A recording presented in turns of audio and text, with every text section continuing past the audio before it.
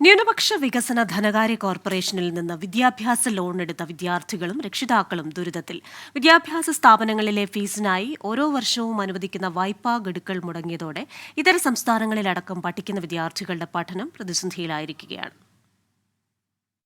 സംസ്ഥാന ന്യൂനപക്ഷ വികസന ധനകാര്യ കോർപ്പറേഷനിൽ നിന്ന് വിദ്യാഭ്യാസ വായ്പ എടുത്തവരാണ് ഇപ്പോൾ വെട്ടിലായിരിക്കുന്നത്. കോർപ്പറേഷന്റെ സാമ്പത്തിക പ്രതിസന്ധി മൂലം വായ്പ എടുത്തവർക്ക് ഓരോ അധ്യയന വർഷവും ഫീസായി നൽകുന്ന തുക മുടങ്ങിയതോടെ പഠനം അവസാനിപ്പിക്കേണ്ട ഗതികേടിലാണ് വിദ്യാർത്ഥികൾ. ഹെഡ് ഓഫീസിൽ വിളിച്ചു, ബ്രാഞ്ചിൽ വിളിച്ചു. അപ്പം മാനേജർമാർ പറയുന്നത് ഞങ്ങൾക്ക് ഫണ്ട് വന്നിട്ടില്ല. അപ്പം ഞങ്ങളിനി ആരോട് ചോദിക്കും? അവർ കൈമലർത്തും. ഇനി എന്നും ഫീസ് തരും എന്ന് ചോദിക്കുമ്പോൾ അതിനും അവർക്കൊരു ഉത്തരം തരാനില്ല.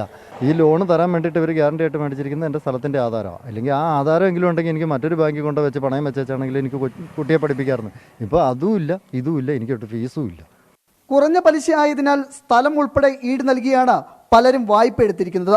സർക്കാർ അനുവദിച്ച തുക ലഭിക്കാത്തതും വായ്പാ തിരിച്ചടവുകൾ മുടങ്ങിക്കിടക്കുന്നതുമാണ് ന്യൂനപക്ഷ ക്ഷേമത്തിനായുള്ള സ്ഥാപനത്തെ പ്രതിസന്ധിയിലാക്കിയിരിക്കുന്നത്.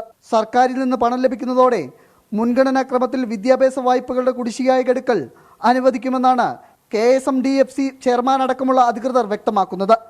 24 തൊടുപുഴ.